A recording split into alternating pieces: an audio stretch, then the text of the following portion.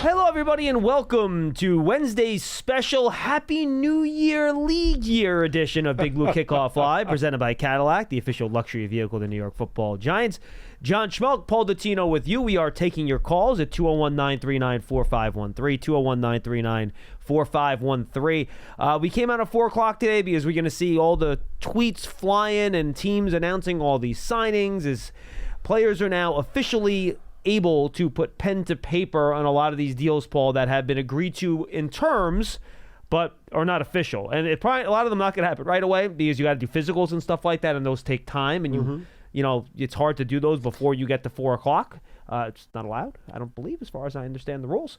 So I don't know how much news we're going to get, but I figured this would be a fun time to do a live show at 4 o'clock and talk about the new league year beginning, as the insiders on NFL Network are doing the same. Yeah, they're saying Happy New Year as well. Yes. 4:02 on my computer, so the ball has dropped. And Except it's the football. Yes. It isn't like the shiny disco ball. Correct. It's like a big shiny football. Indeed it has. The Duke. Laces up. Sure. And now we can be a little bit more free with our words as we discuss, guys. And I think ultimately, you know, if you're the Giants, I think they're probably pushing the pause button right now until they get this quarterback thing squared away. And what do you mean? Look at this. Wait. What do you mean, Paul? What quarterback thing? Are we waiting on a quarterback? I don't know. Speaking of which, why don't you give the news that you just pointed out? Free agent frenzy of NFL Network says Russell Wilson is going to visit the Browns this week. And that's the first I had heard of that. Assuming he is not signed before then, but yes. Well, the Browns are one of those teams. Look, there are 4 teams right now that are legitimately without a starting quarterback for week 1. Okay? Yeah. You have the Cleveland Browns. You have the Tennessee Titans. Now, keep in mind, they draft first and second in the draft. So they're going to have access to the top 2 quarterbacks if they want those players, which makes it maybe a little less pressing for them, depending on what you think about who the top second quarterback is and where he ranks. That's everyone's own evaluation and decision there, right? Then you have the New York Giants, and then you have the Pittsburgh Steelers. So that's where we stand. And I talked about this game of musical chairs where, generally speaking, there are more chairs than quarterbacks. And the only 2 really veteran quarterbacks with a large amount of starting experience that are available right now are Russell Wilson, who is a legitimate free agent, and Aaron Rodgers, who has not been released yet by the New York Jets because he could not be released until after 4 o'clock today. That has not happened yet. If it does happen, you know, Josina Anderson was on Twitter today positing maybe the Jets would try to deal him and get something for him. With the cap situation, I'd be surprised by that. I don't think a team would be willing to give you anything. Either. It doesn't necessarily help the Jets too much cap-wise, so I don't think that's a realistic situation. But you never know. Who knows? But that's kind of where we are right now, Paul. And you're right. I'm with you. I think the Giants will take a pause here until they figure out what's happening at quarterback. Some news did trickle out earlier today, according to reports. Pending a physical, the Giants have agreed to terms with Stone Forsythe, swing tackle from the Seattle Seahawks. You saw him start against the Giants this year in the game the Giants beat the Seattle Seahawks. We all know the Seahawks have had a lot of injury issues at offensive tackle. Cornelius Lucas and Charles Cross, both very talented players, and I think could be good long-term starters for them. They've had a lot of injuries the last 2 years, so he's had to start a lot of games, and he started a lot of games. So that'll be a guy that'll then compete with James Hudson, who the Giants also, according to reports, have agreed to terms with, pending a physical, who was the swing tackle for the Browns last year. Obviously, Evan Neal is still here. We've seen the reports that he's going to move into guard. We've talked about that here ourselves as well. Yes. And Josh Azudu is still on the roster. He obviously has tackle experience. I don't believe Tyree Phillips was signed to a futures contract. I do not believe so. So that's kind of what you're looking at offensive tackle right now with the New York Football Giants. So that was the only reported move today. And then I think it's a good time to kind of get into what free agents are left, and we'll kind of go position by position because there's not really a lot of other guys to talk about. Because if you want to check it out, Lance, Paul, and I did a really nice go-through on all the reported agreed to terms, pending a physical moves the Giants made over the first, during the negotiating period of free agency. You can find all those on, you can find that on the prior episode, the Big Blue Kickoff Live on the Giants app, Giants.com/podcast, and all your other podcast platforms. So you want to start with guard here, Paul? What do you want to do? Well, I just wanted to go back to the QB for just a second, Yeah, please. John. Yeah, go ahead. Only because, just to be fair, and I don't think these guys are anywhere near the Tier 1, probably not even Tier 2s, but the other veterans who have quite a bit of wins on their resume at quarterback still available. If you care, Carson Wentz, Joe Flacco, Jameis Winston, they are still all experienced veterans who have won a lot of games. I don't think they're high enough on the free agency tier. All three of those guys have not been signed to be a full-time starter in a number of years. Yeah. The other two guys started last year. Yeah. So. Yeah. No, I'm with you, but those guys are worth mentioning. Got to mention them because if nothing else, at least they have some substance on their resume. And a guy you've mentioned, Marcus Mariota, went back to the Commanders today on a one-year deal. So something just to keep in mind moving forward. So we'll do this quick. We got a bunch of people on the line. We got Dan, Jessica, and David. I want to get to you as soon as we can. But just real quick, Paul, I feel like this has gone pretty quick this year. There's not a ton of guys left at a lot of these positions. Right. But guard is one of the spots where you actually do have some of the top guys still unsigned. So you saw Trey Smith get franchised, and I believe he signed that tag too. I read that he signed that tag. So I think he's good to go this year. Will Fries went to the Colts, top of the market, almost 17 or 18 a year if those reports are to be accurate. Now, Kevin Zeitler's still out there. He's 35 years old. I don't think that's a fit for the Giants, but he's still out there. Tevin Jenkins, a guy that I liked, he's still out there. I don't know if he's waiting on a big contract, if he's not getting the offers he likes, but that's a guy that I would have interest in to play guard depending on the cost. James Daniel signed a 3-year, $8 million per year contract. Again, these are according to reports. That's a guy I would have thought about. He's still out. He's been signed. Mekhi Becton's still out there. Brandon Scherf's still out there. Patrick McCarry got signed. Aaron Banks got signed. Will Hernandez is still out there.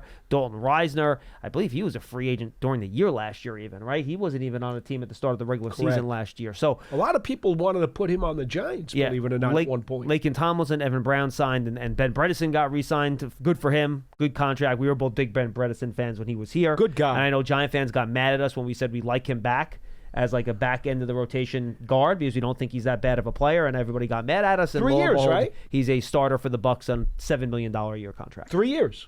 Multi-year deal. Oh, and the other piece of news that came out last night we should talk about, I totally forgot. Third-round pick, compensatory selection for the Giants. That's for the Xavier McKinney contract, which was the most expensive one from the players that left the Giants last year. We all thought it was going to be a fourth-round pick. That's what the media kind of assumptions were and reports were. It's funny, I ran into a member of the Giants front office this morning, and I'm like, hey, were you guys surprised that it was no? They're like, no, we thought it was going to be a 3. That's what our analysis told us. So, number 99 overall. And this, by the way, is why when everyone else calls in, they assume we're going to get a certain pick in compensatory. You don't know. You don't know until it's announced. It could have been a 5. It could have been a 3. It could have been a 4. It turns out to be a 3. One of the 3 teams that were awarded a third-round compensatory pick for losing a player. The other ones were for, I believe, minority coach and front office hires off of their staffs. So that's in this draft where you have really good depth in the second and third rounds. That's a nice place to get very, very valuable selection. Number 35 overall in the third round means the Giants have 4 in the top 100. Yeah, you like that. And 5 in the top 105, John. That's nice. That's sweet. It is very nice. All right. Especially with this draft. Talk about the guards. I mentioned the guys that I would think about. Your thoughts? Yeah, well, you know how I feel based on what we did the other day. Folks, if you missed the other day, John and I had done kind of like a penciled out kind of blueprint for what we would kind of want to do in free agency and the draft. Nothing in stone. And, of course, so many variables could have changed all of our thoughts. But, you know, Brandon Scherf is a guy who I've been after for years. I wanted the Giants to draft him when he came out of school. I still think he's a solid player. He's been around for almost a decade now, and he's got some wear on his tires.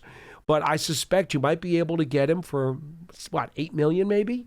I think he's a fairly reasonably priced guy who could challenge for a starting job.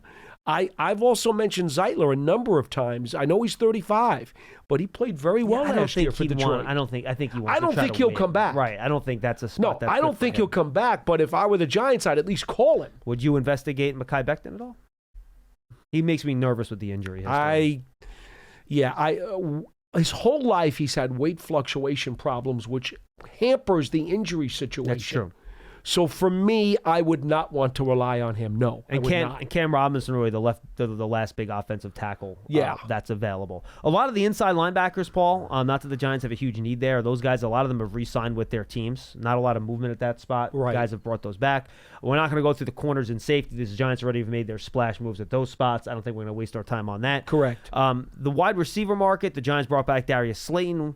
I don't feel like that's another place where they're going to make another splash signing, so let's push that aside. I think they might add a receiver, but it won't be even a second tier. It's probably going to be a low level. Right, and then Amir Smith-Marset also, who's a receiver and a special teams guy.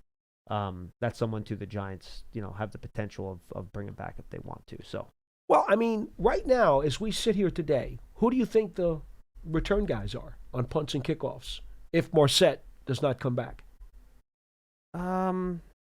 I mean, it's an interesting thought. I mean, it's something that can sort itself out during training camp. You don't have to have that answer today, but it is something in the back of my mind that I've thought about. I think Amir Smith-Marset will come back. That's my gut feeling. I actually hope he does. I think he does. I hope he does too. He's a local kid. He's a good kid. Great attitude. He showed to have some juice in the passing game. So we'll see if that happens, but I think that's a possibility. As we move forward here. I hope nobody scaps him up because he did some nice things for us. Yeah, I agree. Again, I don't think you go running back in free agency. It's such a good draft there. Same thing for tight end. I wouldn't attack that. Defensive tackles, we've talked about this group a lot, Paul. They already brought in Roy Robertson Harris, so that's somebody they already brought in at that spot. I think, again, it's such a good defensive tackle class that you want to make that happen. So to me, I don't know what other spots I would focus on. If you find a good bargain or a good deal, I think that's good. I think you go after that. But it's a good question. All right, so this is from Adam Schefter on Twitter. This is legitimate, right, Pearson? Yep. Okay, I'm just reading the report, folks. This is according to reports. I'm not endorsing or reporting it myself. From Adam Schefter on Twitter, sources, free agent quarterback Russell Wilson is scheduled to fly tonight to Cleveland to visit with the Browns on Thursday before being scheduled to fly to New York on Thursday night to visit Friday with the Giants. Well, how about that? And we got some news. Say, good thing we went at 4 o'clock today, Pearson. I was sitting here this afternoon like, we should just went at 12:30. Nothing's happened. But now we got some news. I have 2 thoughts about this. And again, not confirming this, not reporting it ourselves, just reading the Adam Schefter report. Right. 2 thoughts about that scenario as it has been presented to us.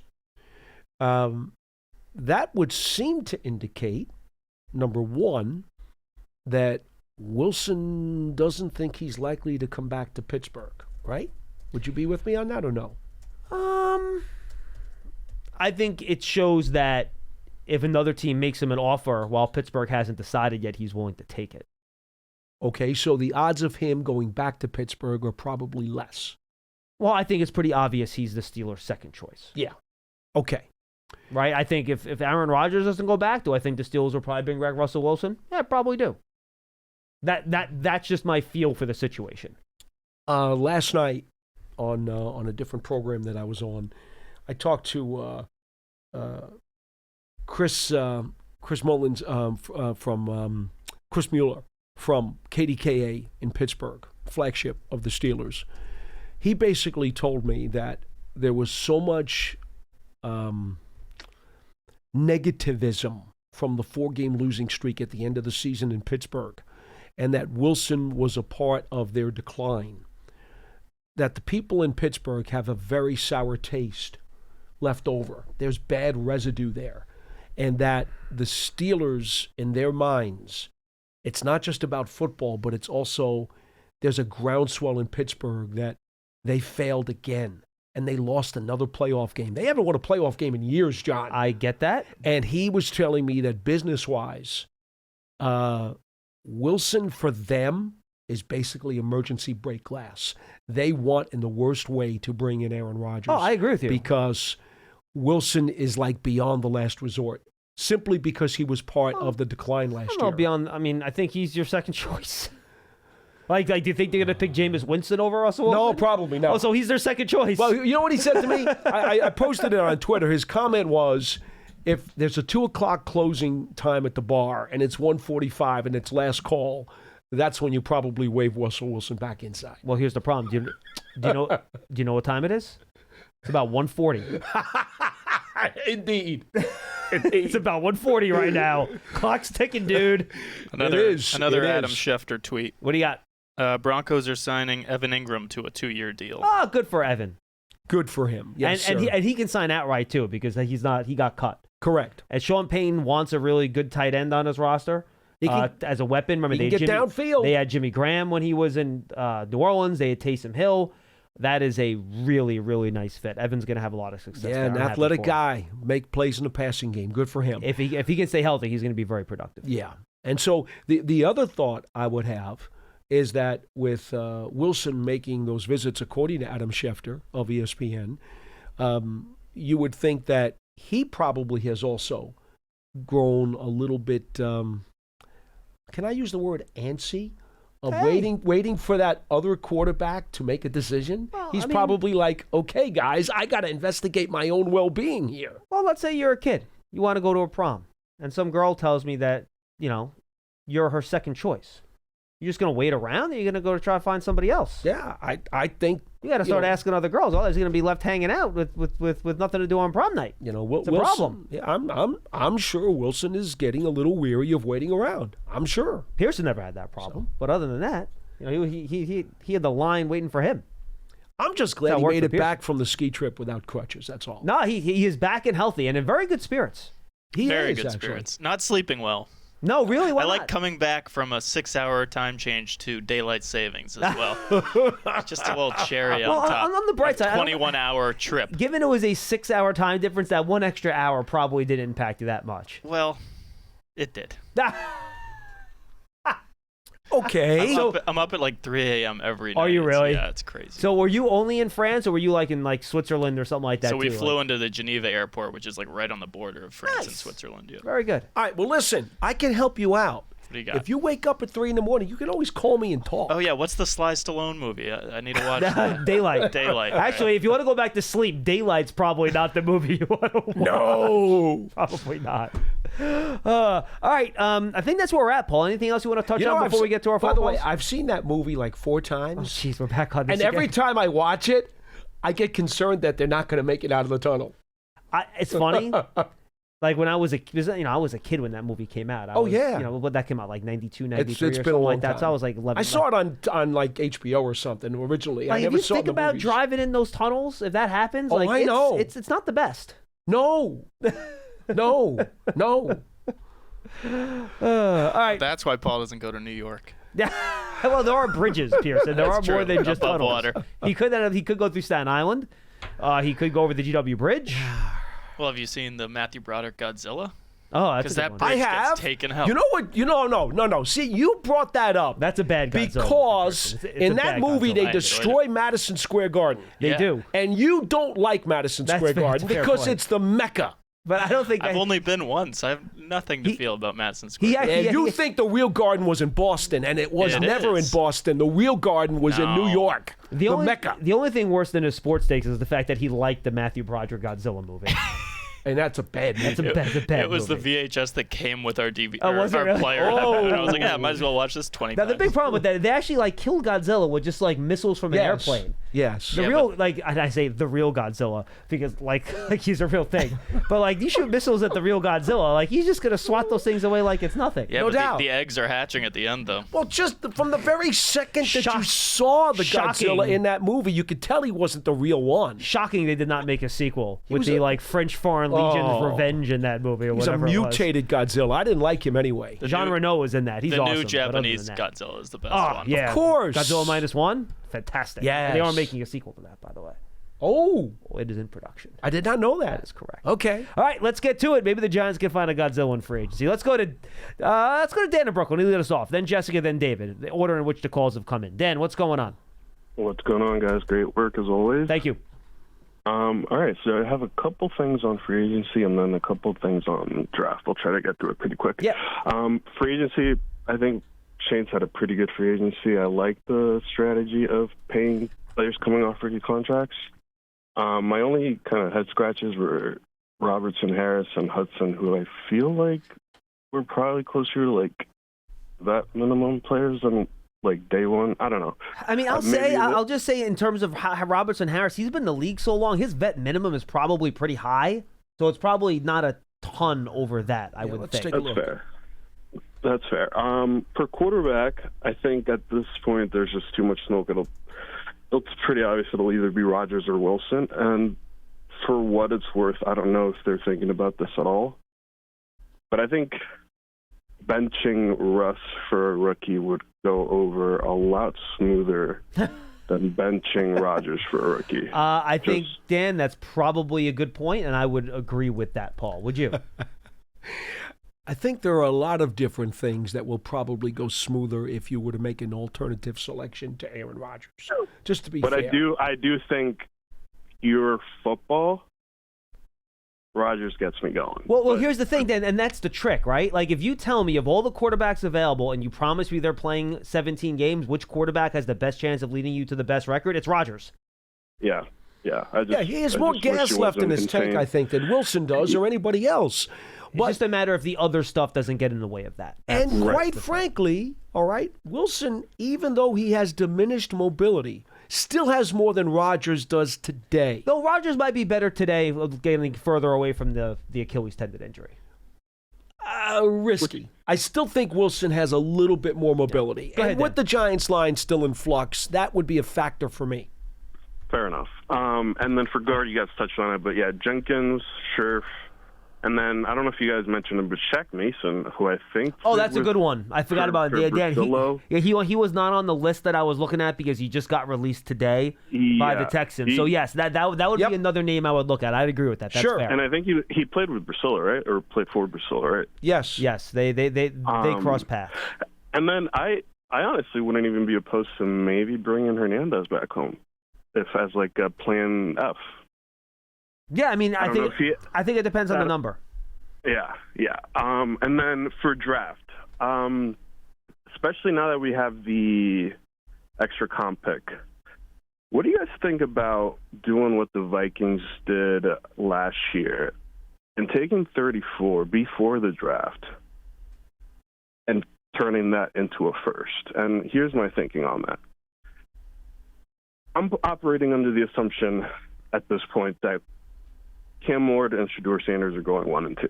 Until I see enough smoke to believe otherwise, that's what I'm operating under, because I don't see any reason why that should not be the Titans and Browns pick. I think that's fair. But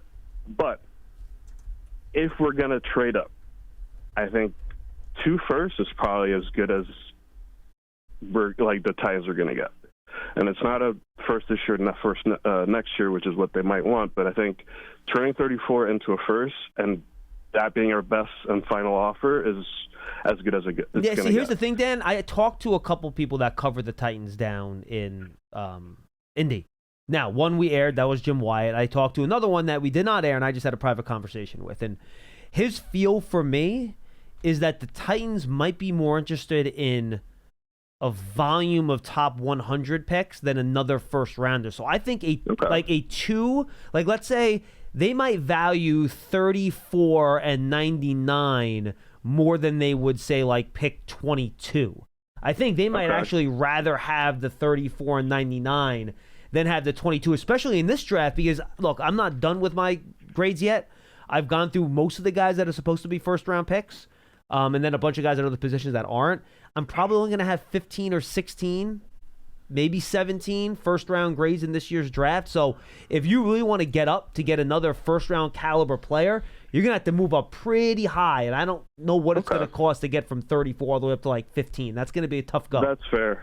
The trading up, the giving them 2 firsts was like one of the options. I was also thinking that like it would also maybe let us do best player available at 3, and then we'd have that first to maneuver for either. Again, I don't think Sanders is going to be available past 2, but maybe Dart, somewhere in the teens. I and would just have rather that. wait till draft night and see who's on the board then, and then you make Correct. the move then. To be honest with you, I don't Absolutely. want to jam myself into a position where you move up hoping a guy's there and then he's not, and then you're sitting there That's like, fair. oh no, why did I move up for this? Well, pick? but What you do is you here- sit in the room and you say to yourself, okay, this is what we're thinking of. This is the framework we have. You've already called teams ahead of time to understand if something like that is doable. And then what you do is you sit there and say, if so-and-so or so-and-so drops to that point where we wanted to go, that's when you make the call and pull the trigger on a trade that you're talking about. That's how it works. I guess I was thinking that like worst case scenario, Carter, Hunter at 3, and then like, Walter Nolan or Zabel or something like that with the other first round pick would probably that would be a pretty good haul as well. But I totally fair point so far. And then here's my last point, and I think this is like it's kind of where the position we're going to be in. Assuming Ward and Sanders go 1 and 2. 1, what do you do at 3? And assuming nobody wants to trade up, Hunter or Carter. And then 2, what does that mean for Banks or Tibbs? Which player do you believe in more long term? Which duo would you rather have, Hunter, Adebo, or Burns and Carter? Good question. And I'll take that off the air. Thank you, Dan. I would, at this point, with what the Giants have done in free agency and what their secondary looks like, and I think, again, pending what the foot looks like, if he does pro day stuff or whatever, that is part of this. I would select Abdul Carter. And that's nothing against Travis Hunter. I think he's phenomenal. I would just, I have more faith in a defensive end, I think. I would take Abdul Carter, or I think could be a dominant pass rusher. Yeah, I think the medical obviously is, you have already put that aside and said assuming it's fine. That makes it a really hard choice, but because of Hunter's dual position flexibility, I probably would still go Hunter. And and by the way, I would have no. This is almost a coin flip for me. So I would have no it is problem for me with too. either. I would have no problem with either pick. I would still go Hunter only because of offense, defense. There's a possibility that you could get some of both snaps, or for that matter, if you just need one more than the other, you could always flip them. I just feel like it's easier to find the corner or receiver than it is a pass rusher. I totally agree with you. Look what they had to do. Look what they had to trade and pay to get Brian Burns. Mm-hmm. That's why I don't think there's a wrong answer. Yeah, no, I agree. There's really not, No, I agree. because there's great value in either player. Diana Rossini, Vikings decision. This is on Twitter. I'm just reading the report again, not endorsing it. Vikings decision makers are still evaluating their options at quarterback, including the possibility of signing Aaron Rodgers. The 4-time MVP is intrigued by the idea of playing in Minnesota. For now, it's a waiting game, sources tell Mike Silver and me. So, again, the gentleman that I talked to from KDKA last night said to me that the Minnesota thing, from what he understood, was nothing more than smoke. He did not have... I don't believe that either. Yeah, I just don't think it makes sense for the Vikings. It's great for Rodgers. I mean, if Rodgers can go play indoors with those wide receivers and that line, I think it's great for him. You want to put that in front of J.J. McCarthy? That doesn't make sense to me. But I agree with you. The same path as Brett Favre. I know, and that's the funny part about it. And by the way, right? Aaron Jones is there the too. Exact same path from Jets his running to back Vikings. buddy is there as well. I hear the Vikings are already scouting Jordan Love, too, and the Jets. For 8 years from now when Jordan Love's over the hill. The like funny 10. part about this, we can laugh about it, but there are guys who have such an ego that storylines like that sometimes make a lot of sense to them. That's not a storyline you want to copy, though. It didn't really go that well for Brett, so I'm not sure that's what you want to Favre do. did get the Vikings to the playoffs. He did. That was a fun team, too. It was. It was. So and we have numbers on the Adam maybe Schefter. he wants to outdo Favre and get the Vikings beyond that. Who knows? Look, I think he's going to be really good. If he goes to Minnesota, he's going to be good. I would think so. He's going to have a good year. But again, I don't buy that one. Comp update from Adam Schefter, the Ingram deal, a 2-year deal, $23 million, $16.5 guaranteed. Nice deal for Evan. It is a good deal for Evan. Not and surprised. Again, believe it or not, top free agent deal this market, by the way. I think Juwan Johnson was the top one. He was at 10, and Gesicki was a little less than that. So. Even though he's on his third NFL team, he's a guy who's still relatively in his prime, John. He's not that old. How old is Evan Ingram? 29? Looked it up here. I was going to say he's got to be, 7 years in the league? Gesicki was 8. Maybe 8? Gesicki Tops? was $8 million. He's 30. He's 30 exactly? Yeah. So 8 years? That's about right. Yeah. I mean, 5 with the Giants, right? And then 3 with Jacksonville. he's still got some good football left in him. 2 with Jacksonville, right? think it's and 2. then this is the third one coming up with He'll be Denver. 31 when the season starts. Oh, okay. He's got some ball left in him. No, he does. And he's if he can stay healthy, which is always a trick with him, he's a good player. All right, let's go to Jessica up in Connecticut. Hi, Jess. Hey, guys. How are you? This is my first time calling in. Thanks, Pearson, for picking up the phone. Well, thanks for calling in, Jessica. How we about appreciate that? it.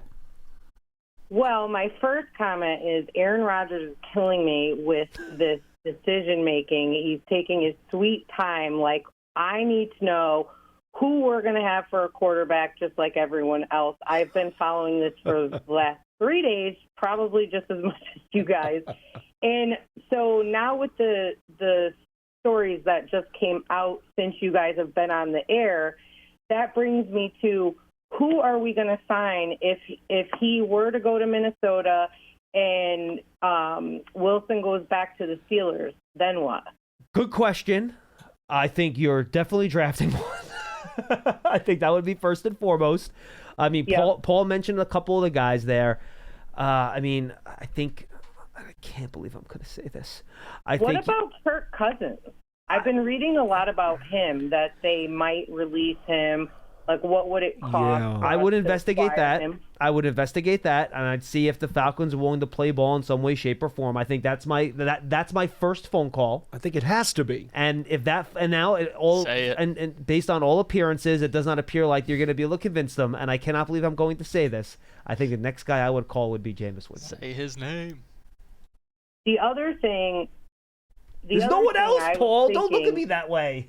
There's no one else. I can't make that phone There's call. no one else. I Who can't else are make you that- calling? Who you calling? Phil Sims? There's no one else to call.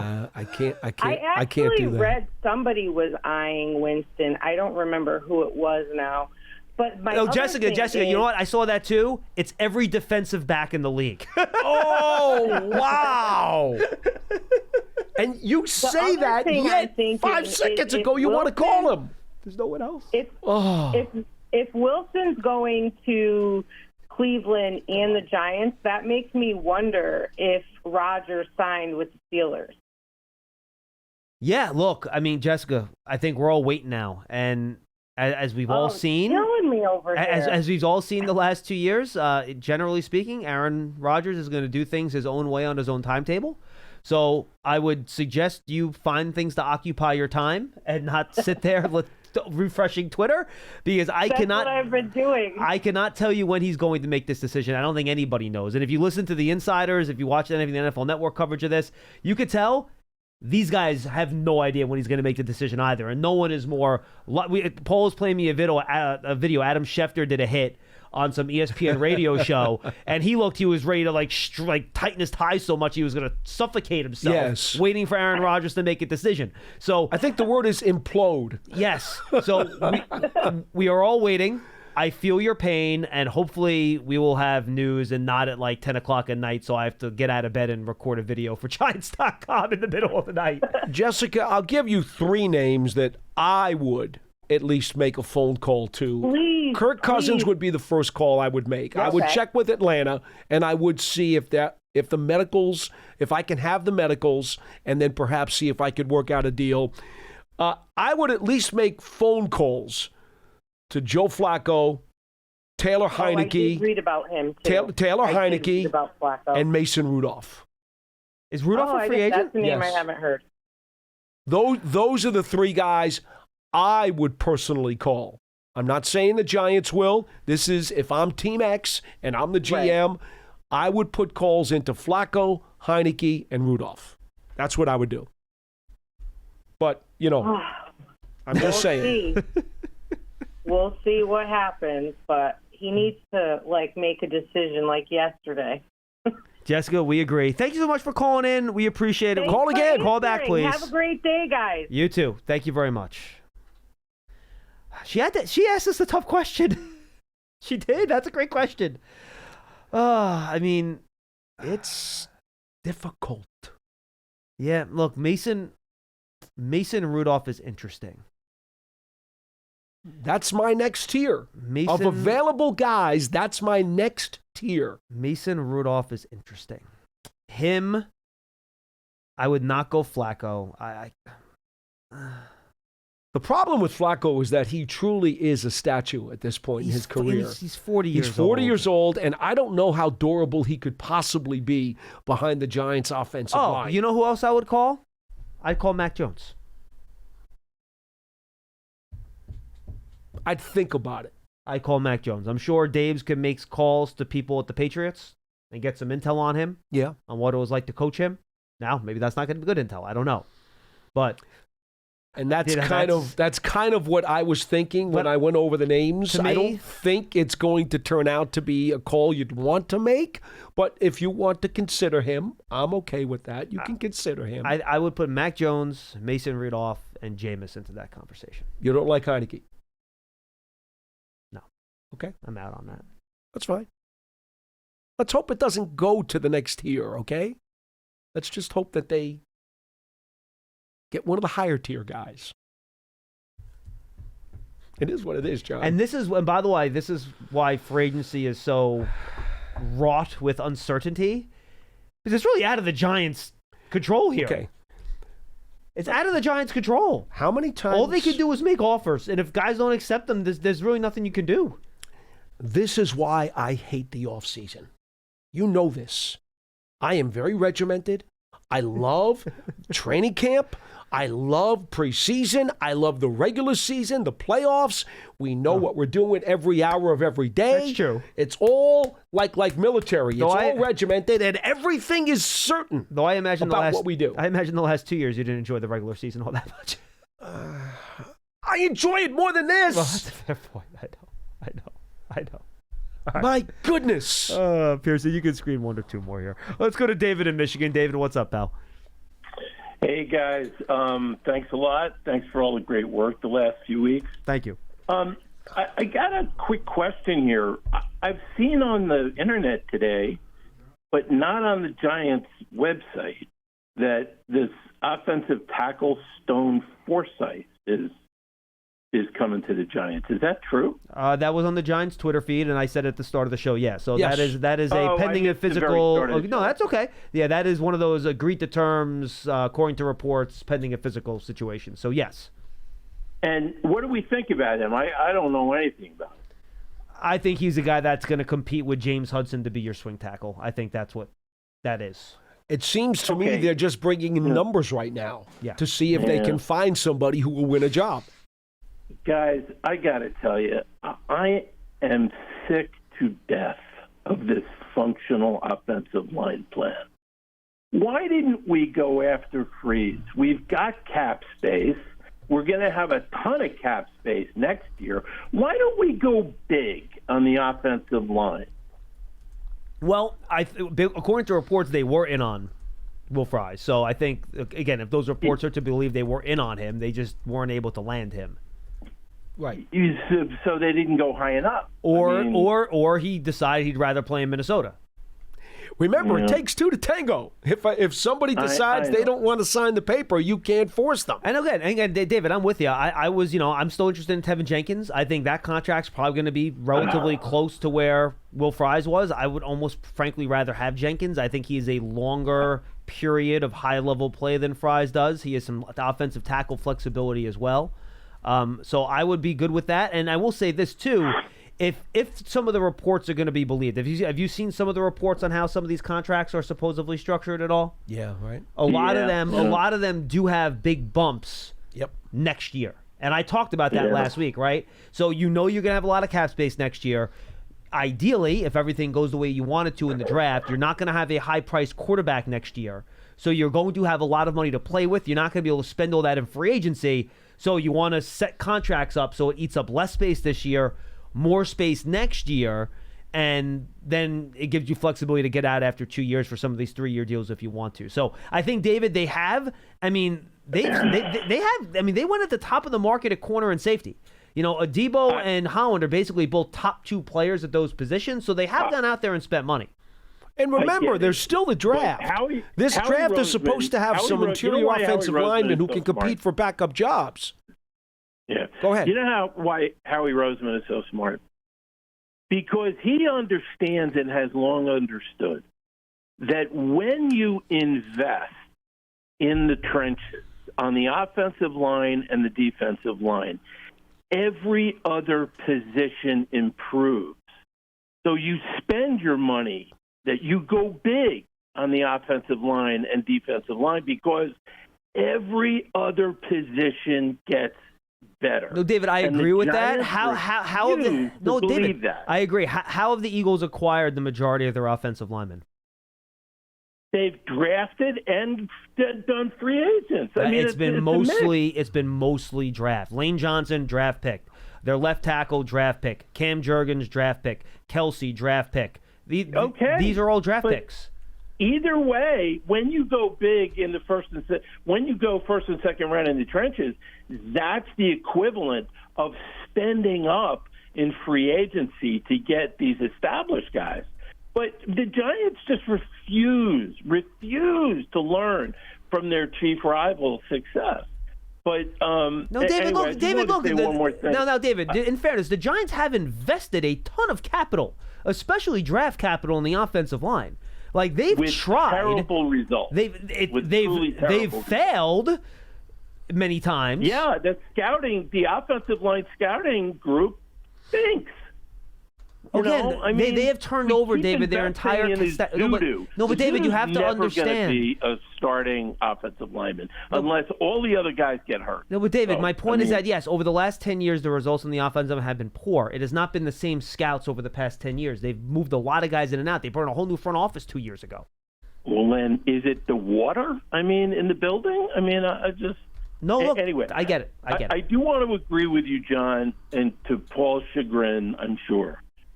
As I have muddled through this quarterback scenario, you know what I heard somebody say, and it's not an original thought, but it was a good thought. I heard Tiki yesterday talking about this. Look at Jameis Winston. You know why? Because the guy is entertaining. Yes, he's going to throw some picks. I get it. But he's also going to sling the ball. He's going to bring some exciting play to a team that hasn't had truly exciting quarterback receiver play in I don't know how long. So if we're not going to win the Super Bowl next year, which, operating in this division is not going to get us there, at least until we get the franchise quarterback, can we put a better product on the field, please? I can't believe anybody would call Joe Flacco or Mason Rudolph ahead of Jameis Winston. All right, Dave. I appreciate the call, man. Good stuff. Look, I think Rudolph and Winston are roughly in the same category. Rudolph had some good starts last year for the Titans, right? Last year for Rudolph? Yes. He had a couple nice games for them. Winston is more entertaining. You're not trying to be entertaining. You're trying to win football games. And when you turn the ball over, it's very hard to win football games. I think it's important to note, too, that John made a really good point. The Giants have tried ad infinitum to do things with their offensive line, and most of the things they did over the last decade did not work. And by the way, but they tried. And they did try in free agency. Do you remember the Nate Solder contract? Now. Do you remember the Jeff Schwartz contract? To be fair, Carmen Brasillo's been here for a year. Okay? Illuminor and Runyon did okay last year. Yeah, and so did Van Roten. And Van Roten came out of the blue because he was sitting there during training camp, and the Giants picked him up, and he played the whole season. Those three were successful signings. And that is in the same time frame and runs congruent with Carmen Brasillo being here. And now let's give him some credit, and let's move forward with Brasillo. Yep. And also understand that Chris Snee, this past year, was hired as a full-time Giants scout. Great point. And, David, if you're a Giants fan, you have great respect for Ring of Honor offensive lineman Chris Snee, who knows the position better than anybody does. Let's give him a little time to try to feather out some guys. And maybe one more year with Brasillo will do good things for Schmitz and Neal. I know that patience has run thin, but you can't hold Brasillo and his room accountable for things of the past. Right. The residue has to be wiped dry when you try to grade these guys, and you've got to give them a fair shot. Right. Correct. And I understand mentally the stuff adds up over time, but it has been different people making those calls and different people coaching the position over that time. So, yeah, Paul, look, you're right. I get the frustration. And, Absolutely. Oh, by the way, speaking of the devil, Amir Smith-Marset, official, back to the Giants. So I guess my prediction was correct. Very glad to see it. All right, let's go to Jerome in Charlotte. He's up next. Hi, Jerome. Hi, guys. Love the show as always. I just passed. I'm in Connecticut now. I'm a truck driver. Oh, nice, Jerome. Safe driving, my friend. Please. Maybe an hour and a half ago, I'm stuck playing with traffic in Connecticut. What do you have in the truck, Jerome? The what? I said, what do you have in the truck, if you could tell us? Uh-oh. Don't tell us. It's okay. Uh-oh. Don't tell us. It's okay. It's okay. Don't tell us. Possibly stuff that fell off another truck. No, come on. Jerome, we'll let you go. Go ahead. No, I got Chick-fil-A. Ooh, nice. Paul's a big fan. I could tell you, honest to goodness, we get Chick-fil-A on the road trips. We do. So Delicious. thumbs up to you. Okay. Thank you. Go ahead. I just saw a highlight while I was driving. I couldn't read it, but it said Russell Wilson is visiting Cleveland and then the Giants. Yes. I believe he's going to settle with the Giants if they can work out, at least promise it, 2 years. Here's the thing with Russell I think Wilson. we can get it. Yeah, Jerome, here's the thing with Russell Wilson visiting the Browns. I don't see how they can pay another quarterback. Like, I don't know how much Russell Wilson's going to want. I don't know what the market is. But their cap is so messed up with the Deshaun Watson thing.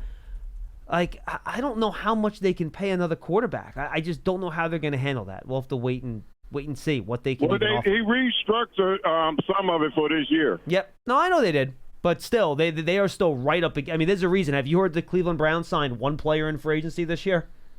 Over the cap has them with about $14.7 million of cap space as of the moment that I just called it up. That probably doesn't count anything that they've I don't done, know. And, of course, there are certain flexibilities built in. But John is right. I mean, there's a lot of bread tied up in that room already.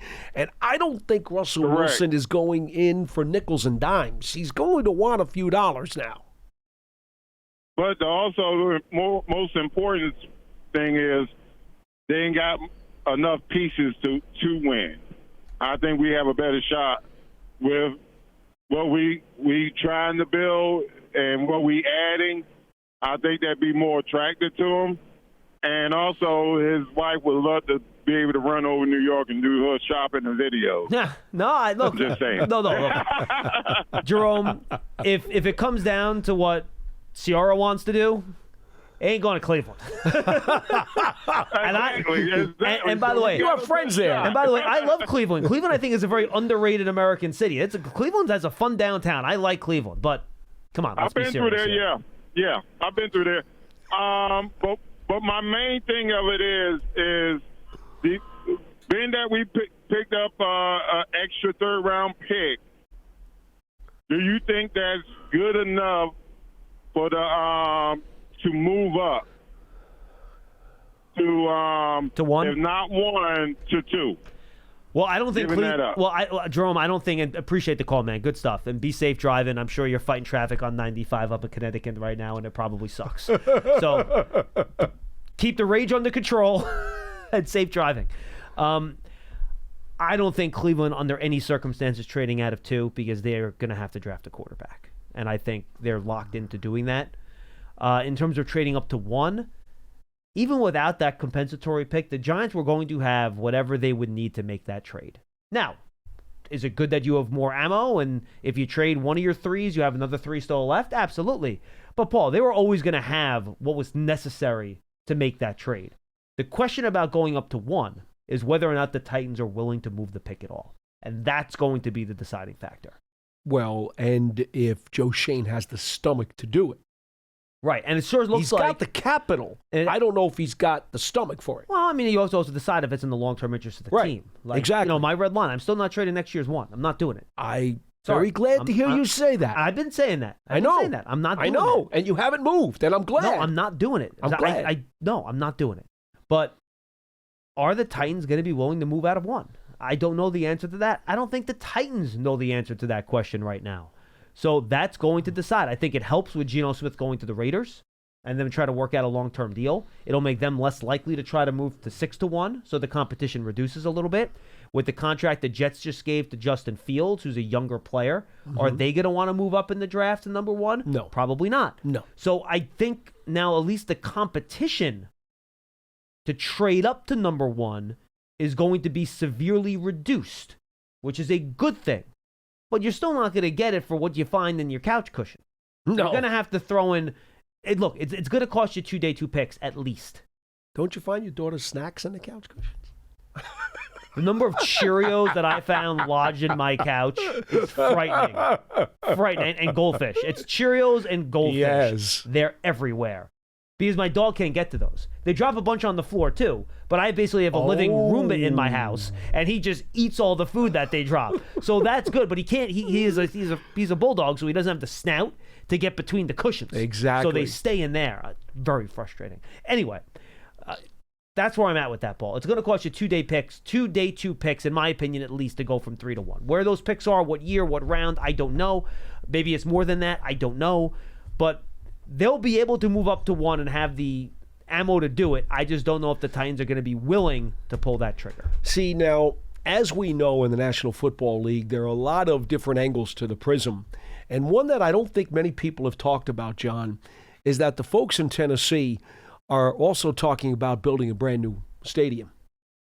And from a business angle, to trade out of the number 1 pick does not always help the business part of your operation. I have said this before. When you have the first overall pick and you have a chance to draft a quarterback, the odds that the ownership gets involved in that decision are much higher than 0. And that's kind of where I was going. I know you are. That's why I chimed in.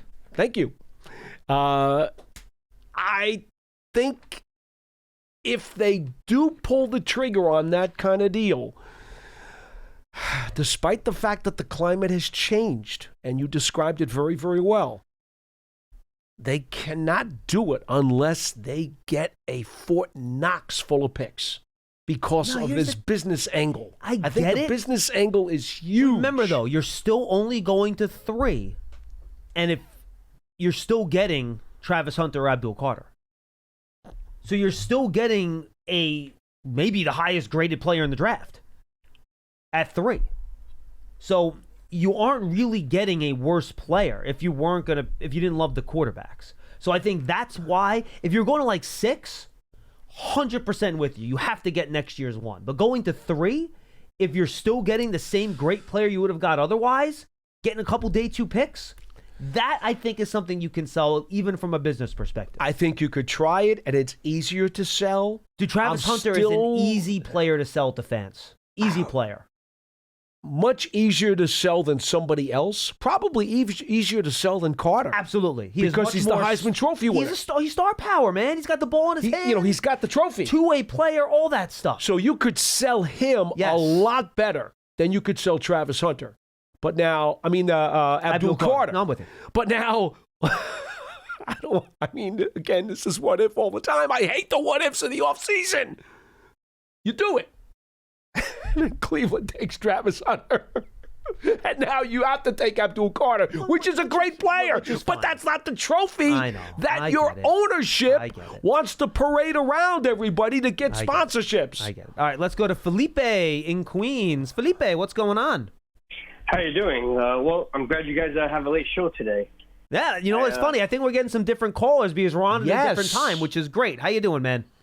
Charlie's asleep. That's why he didn't call us. I've been thinking about calling for years, but can never do it during the afternoon. So great. Maybe you guys should do something where once every 3 weeks you do like an afternoon show. I don't know. Felipe, you know what I've been trying to figure out, actually, and Pearson, remind me, we need to, once we get through free agency, we need to readdress this upstairs. I'm trying to get like a voicemail number where you guys can call in and leave a voicemail question for the show, and we'll play it back on the air. So the people that can't call in live can at least still, hear their voice and kind of have their question asked. So I've been working on that for a couple years now, and it keeps falling through the cracks. But I'm going to keep working on that one. Understandable. It happens all the time. Yeah. Well, so here's my take. I think we do Jameson Wilson. We sign him, as well as Flacco. And you want to go both? Like consultants, right? Because he can't play, you know? Consultant. Okay. Maybe sign Wilson for maybe like 18, 19 million, you know, and Flacco maybe like 5 or 6, so you're under like the 25 million. Hey, Felipe, bucket. I'll be honest with you. If Jameis costs that much, I ain't going there. I mean, I think he said Wilson.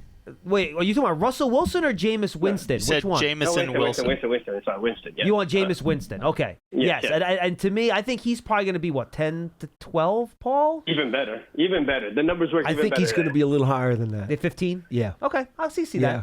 Now, here's what I would do. I would write a clause into the contract that he loses $1 million for every interception that he throws. But think about He's it, going to guys. be writing you a check at the end of the year. Indeed, he will. But think about it. I'm trying to make a profit here, John. You draft, Dart or Milrow, you know, at the end of this first round, so you get the 5th-year option. You get a guy with the Winston where you don't know what's going to happen, but you'll have an entertaining game. You know, like he may lose, you know, the majority of the games, but he'll probably put 20, 30 points. So we haven't had that for I don't know how many years. You know, I will say this, Felipe. What he will show you, and Lance brought this point up yesterday when we were talking about how important it is to get a veteran quarterback that can play and what it means to you.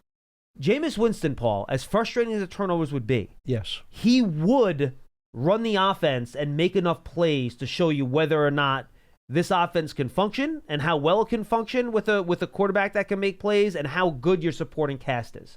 The mistakes will be there, but he does make plays. So I think he does give you that maybe more so than, say, a Taylor Heineke might. Yeah, the tools that Winston possesses are certainly more dynamic than many of the other names who remain on the list. I don't think there's any doubt. Any of them. But I mean, we're not going to win everything much, that you got to so deal might with. as well go out, you know, shooting the ball down the field. He's a good dude in the locker room. And you have Flacco, who's going to be, you know, mentoring the younger QBs that come in. You know, all right. I think that's the recipe. Felipe, appreciate the call, my friend. Thank you very much. What do you tap me about? Somebody from the division, DeMarcus Lawrence, just has gone to the Seattle Seahawks. Oh, really? According to NFL Network. And that is a blessing. Get him away from blue uniforms and jerseys. He has terrorized the Giants for a long time. My goodness. He's a good football player. The problem is that he can't stay on the field. 3 years. Diana Rossini has the contract details here. 3 years worth up to $42 million. So I don't know what the real number is. No. And then that's $18 million. $18 million guaranteed. That's a good number. So 3 years, 42, about 14 a year. It's good number for him, especially with the 18 guarantee, which means he's probably going to have to be on. That's probably like a 2-year contract. I don't know how big that third year is going to be. Yeah. But interesting. And by the way, the other thing I've read, I mean, the Giants don't make the contract details public, but I know people have been on Twitter comparing what the reported guarantees are for Holland versus the reported guarantees for McKinney. And they've had that conversation. Yes, I have seen people talk about it. But here's the problem. The second year of McKinney's contract has an $8.5 million roster bonus on it. Right. It's not technically guaranteed money. Right. But the Packers could not have cut them after the first year because of all the dead money on the cap. So that $8.5 million was virtually guaranteed. Correct. Even though it wasn't guaranteed. Correct. They were going to have to pay it. So it might as well have been guaranteed. So that would make those numbers almost equal, to be totally honest with you. Yes. So just, again, this is simply based on what the reports are that are out there. Because people look at the guarantee. That's the thing. People say, only worry about the reported guarantees in the contract. Well, you have to look at it.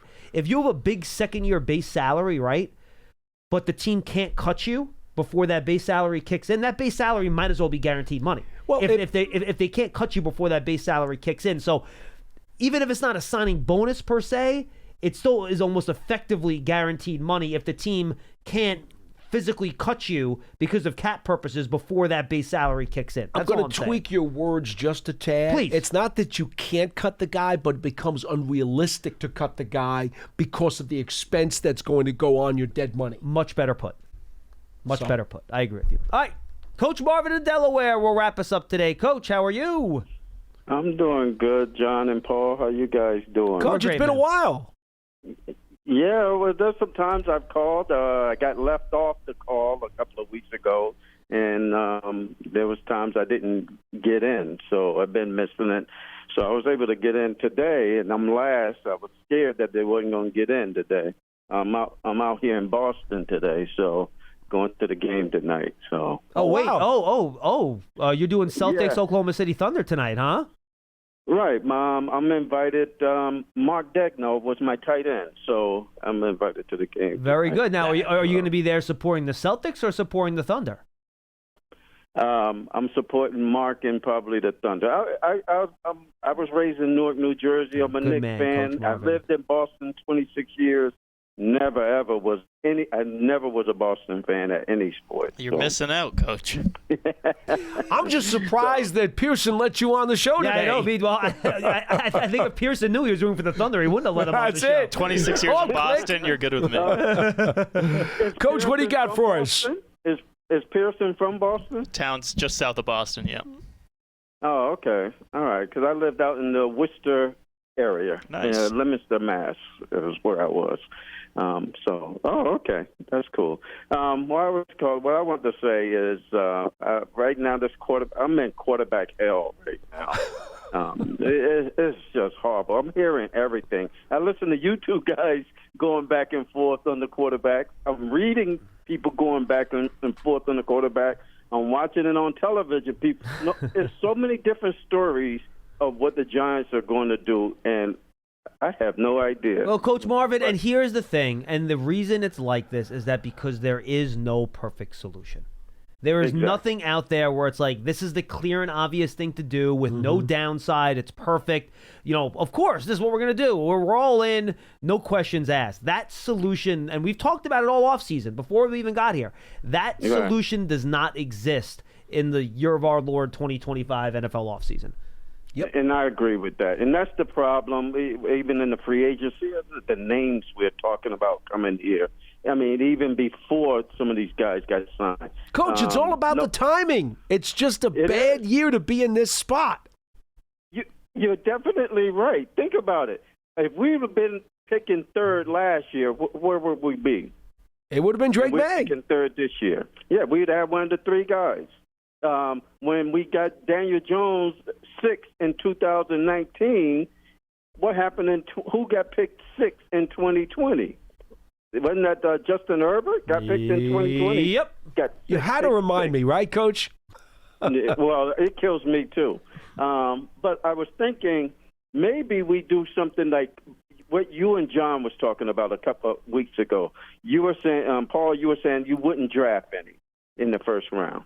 And I'm a little bit on John's side where, hey, you got to take shots. You got to take swings at guys. So I'm trying to take both of those. I'm with you, John. I am not trading my next year, number one. There's no way I'm doing that.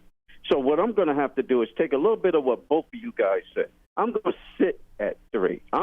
Because there's nobody to challenge Tennessee with us if we wanted to move up. Who are we fighting against? The Jets?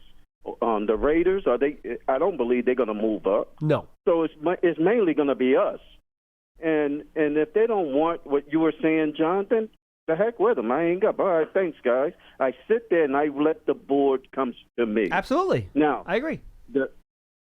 Some reason Sanders has fallen so deep. I don't know what's going on. I saw him on PFF. They had him ranked like 46 on the board. What I would probably do, the way they've been doing the defense, I like what they have done with the defense, working in that secondary.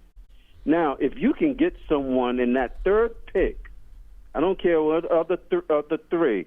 Hunter, I still like Hunter, even though we picked up other corners and a safety. Abdul Carter, you put him up front, or Mason Graham, and you put up and get the front four kind of solid, going after the quarterback more, and you got better secondary guys. Then you build you build this team on the defense. Now I know we need a quarterback. Now I like both your opinions. I heard this one time. I said, that don't sound bad. We don't know how far Sanders has fallen, and once he gets into the 10th area, the 10th area past New Orleans, there's nobody in there looking for a quarterback. Well, remember, though, Coach, you're assuming no one's going to trade up because you're right. I think the Saints at 9 for sure. Would it shock me if the Dolphins decided they want a quarterback of the future with all of Tua's issues? And would Shedeur Sanders fit in a Mike McDonald system? I think that's actually a pretty good fit with the way they play. What about Pittsburgh? Pittsburgh could trade up. They're selecting at 21. That's a team. Well, I think that's possible. You could have a team like, I'm looking at the rest of these guys here. Could the Rams? They've always been very aggressive. Stafford's on a year-to-year deal with them pretty much still. He's 37 years old. Would they want their quarterback of the future? That's another team that could possibly move up. So there could be a team that could trade up to grab him. You're right. But the Pittsburgh barely moves around like that where they moving up. And I did see Pittsburgh at 21. And what I was thinking, because someone was saying, what if you can get Sanders and Hunter? Draft up and get Sanders. Trade up and get Sanders. If Sanders drops into the 15 area, Coach, I would be okay taking a swing on that and moving. Right. That was the question I wanted. Dan Orlovsky said today on ESPN that he thinks Sanders is going to go in that vicinity and then Dart's going to go before 20. Both guys will be top 20 picks. Right, that wouldn't surprise me. So all three will be gone by 20. And again, I go back to my previous point, Coach. If let's say that most teams have anywhere between 14 and 17 first-round grades on their board this year, maybe even as few as 12. Once you get into those second-round grades, teams are going to be much more willing to trade down, and another team will be much more willing to trade up if they need a quarterback because the price isn't going to be as high. Yep. So I think trade-ups into that 15 to 20 area to get those quarterbacks, very, very possible. Could be had. Could be had. Yeah, it might be a little more expensive if you're in that 15, moving up to that 15 from the second round. Final point, Coach. We got to run. I can agree with you guys on that. But before I go, the other caller was talking about he was talking about the Eagles and the way they built from inside out. They did, but there's more to it than just that. The Eagles had a good offensive line for a while now. Well, their own line coach is terrific. They only draft them one at a time. But if a lineman falls to them, they take him. And they plug him in with probably 4 great offensive linemen. So they give him a chance to build and learn as he's working along with those 4 guys. And by the way, I even forgot to mention Landon Dickerson, another guy they drafted and paid. Yes. Dickerson, And then you look at their front 4, the Georgia guys, a lot of those guys fell down to them. Hey, look at this year. Davis fell from out of the top 5. And look, this year the Eagles used their first and second round picks on Quinion Mitchell and Cooper DeJean, 2 defensive backs. That's right. You know what the Eagles do? They pick the best player. Yes, they do. Just like the Ravens, just like the Cowboys. They pick the best player. That's how you draft successfully. You're right, John. And those guys are falling down because those guys, Quentin Mitchell, was in the 20s. Yes, I believe when they got correct. There. And DeJean was in the 30s. And you know the scary part, Coach Marvin? When those guys fell to those spots, John and I knew what they were going to do. Dude, you remember? We were like, oh my, no, they're going to look at this. How about us being apoplectic about Jalen Carter and Nolan Smith the year before that? We knew it. Yes, both years. The Eagles and the Ravens are 2 teams. Inevitably, every year, somebody drops to those 2 teams. I know. Final thing is this. At a position they need. Or a valuable position, like defensive tackle and defensive end or corner. Come on, are you serious with this? Very quick, Dallas with 2 odd moves today. I don't know if you saw those. They swapped the first-round pick with... No, not first round, late round. Oh, late round? Yeah, it wasn't first round. No. I was like, what is that? No, they swapped. They traded a 5 and a 7 for a 6 and Kyer Elam from the Bills. Well, that's not the one I saw. A former first-round corner, but has not really done anything. And then they swapped late-round picks with... And I haven't seen the actual pick compensation, but it was a swap of late-round picks with the Titans to get former first-round linebacker Kenneth Murray. That's the one I saw. That one just came out. Yeah. So it's 2 guys that were late first-round picks. I think they were probably in the same draft. I have to double-check that. I think they were probably both in the 2022 draft, maybe? And those guys have not worked out. Murray's on the second team. He started with the Chargers, if I'm not mistaken. I think so. Right? And Elam's still with the Bills. So those are 2 first-round picks that haven't worked out. I guess the Cowboys think they can rehabilitate those guys. And you're only swapping late-round picks, so you're trading a 5 for a 6. That's not that big of a deal. Right. But still, I mean, those guys haven't shown much at all in their time in the NFL. So we'll see how that works out for them. John, I can honestly tell you, I wish that this whole thing would be over sooner rather than later. So it's you and SciTac tomorrow at 12:30. Pearson, prediction. No, it's not me. I got to go college game in Boston. Oh, so it's me and SciTac It's you and him tomorrow. Okay. I'll be back Friday. All right, Hopefully it'll be done by then. So Pearson, 12:30 tomorrow. Will we know where Aaron Rodgers is playing quarterback? No. Friday, 12:30, when Paul's back with me. Or are you and SciTac on Friday, maybe 12:30? I don't know. I know I'm back Friday. Will we know where Aaron Rodgers is playing quarterback? We won't. I don't know. We won't. That's not. No, you have to make a prediction. We won't. I know. Yes or no? I'm saying no, Pearson. I'm going to say yes. Okay, so we'll know by Friday. Will it break during the show or before the show? Before. Okay, before the show. Okay. We have to entertain ourselves somehow. I know. It's terrible. For Pearson Bowler, for Paul Dottino, I'm John Schmeelk. That's Big Blue Kickoff Live presented by Cadillac, the official luxury vehicle of the Giants. Thanks for being with us on the special 4 p.m. Happy New Year. New league year edition of Big Blue Kickoff Live right here on Giants.com and the Giants mobile app. A new draft season just got put up too, folks. Make sure you check that out. Tony Pauline and I are joined by Rick Saratella. We go through a bunch of small school draft prospects, which is really now any teams that don't play in the Power 4 conferences are pretty much small school prospects now. So we talk about that. Rutgers Pro Day was today. We talk about some of the Rutgers guys in that podcast as well. That are going to perform in the Rutgers Pro Day. So check that out on draft season and the most recent Giants Huddle podcast as well. I do a draft roundtable. And then we'll have draft reaction stuff once these deals start becoming official and we can start talking about them. We'll have interviews with most of these guys. Those will come up on the Giants Huddle podcast. So check it out. If you have something fun or interesting you want me to ask one of these players, feel free to send it to me on Twitter. I'll check it out, and maybe I'll ask the question if I think it's a good one. For Pearson Butler and Paul Dottino, I'm John Schmeelk. We'll see you tomorrow at 12:30 for another episode of Big Blue Kickoff Live.